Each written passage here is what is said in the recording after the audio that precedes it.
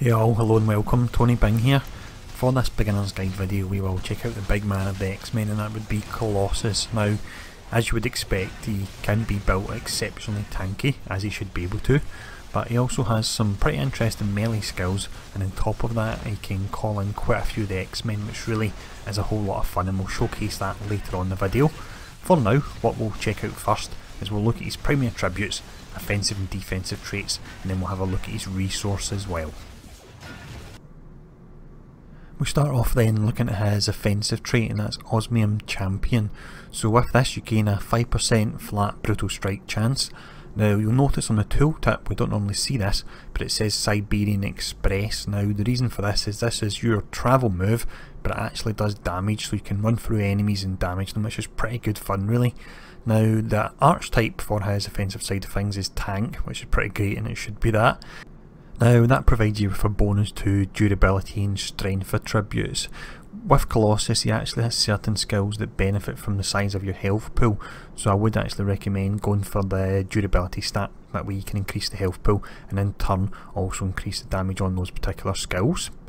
For the defensive trait we have Bulwark of Steel. So with this you gain a huge 20% projectile deflect chance, and later on in the video as they're running through you can actually see all the bullets deflecting off him, and it looks pretty great.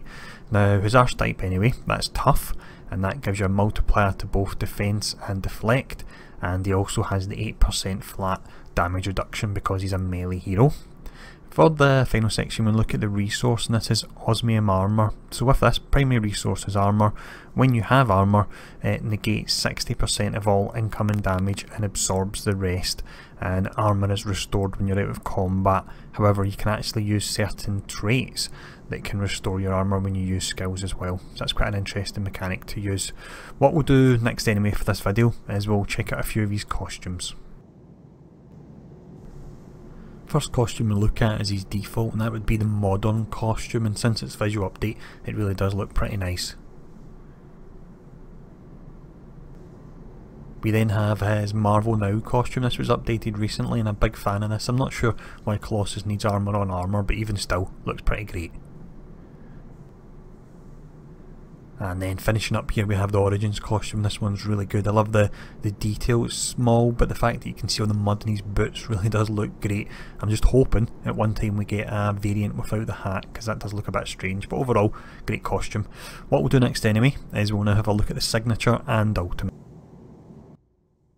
For the signature we have a large area of effect skill, and this is called Colossal Roar. So you've got the huge initial damage packet, it then does a 3-second knockdown, and this is actually irresistible, so it will knock down bosses as well, which is really nice. It will restore 100% of your armour, and on top of that it will give you 6000 bonus health. And bear in mind earlier on in the video we mentioned the fact that certain skills gain damage from health, so this is great. And it also has a 50% defense rating multiplier. The duration overall for it is 6 seconds, and you can actually reduce the cooldown of this skill through spirit cost reduction affixes as well, so this is really great. If you can get the cooldown low on this, you've got the huge buff that you have to your defense, to your health, to your damage through skills that gain actual damage through health, and you can have it up for a whopping 6 seconds, so really nice signature. What we'll look at next anyway will be his ultimate skill. For his ultimate we have a skill called Heavy Metal. Now while from a visual perspective it's not the most incredible looking skill, what it actually offers is really pretty fantastic. Now with this, all your hits when you cast it will become brutal strikes, so if you've got a lot of brutal damage rating on your gear you can really do a huge amount of damage with this. You're invulnerable for 20 seconds, and you also taunt the enemy for 20 seconds as well, and on top of that for your team members it makes them immune to crowd control. That's the unbreakable tag, and also they will negate 40% of incoming damage, and that's for 20 seconds as well there. So as mentioned, visually doesn't look great as you've just seen, but from the perspective of what it offers it really is pretty awesome. What we'll do next anyway, we'll now have a look at some actual skills that he's got. So we'll run through the Shocker terminal and we'll show off some of the skills from his mutant powerhouse tree.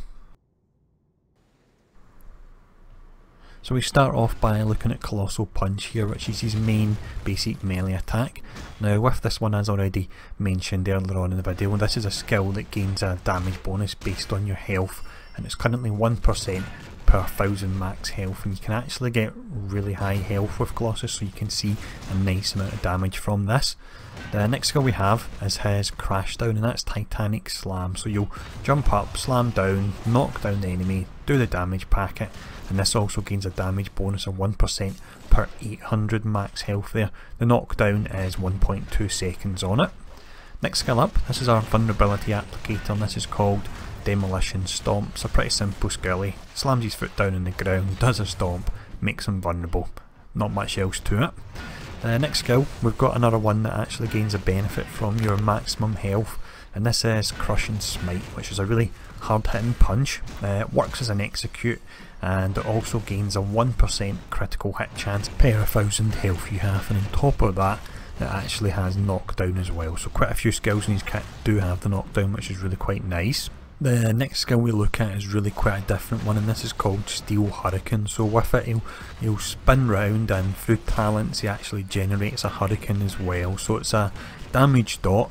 When you're doing it you have 100% projectile deflect chance, your movement speed is increased, and you can channel it for 2.5 seconds there. So it's quite an interesting skill. It's certainly very different anyway.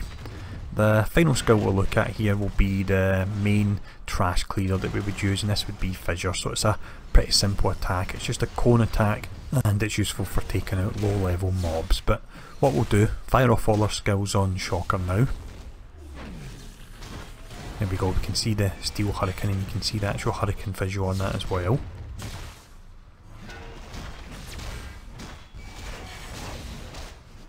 His skills are pretty nice. Now he's got the kicks and the headbutts as well. The headbutts especially good. Imagine getting headbutted off Colossus would really hurt. What we'll do anyway, now that we've covered that side of things, is we'll have a look at the summons he can do, and these are actually pretty fun. So the first skill we look at for this run through of Kingpin's Warehouse is Steel Punch. Now this is just another main basic spender, and with this you actually gain health and hit. You gain a whopping 1120 health. The next set of skills we look at are all these summons, and we can see we've just called in Wolverine there. So this is Fastball Special, where Nightcrawler teleports in, brings Wolverine with him, and Colossus throws him towards the enemy, which is really pretty fantastic.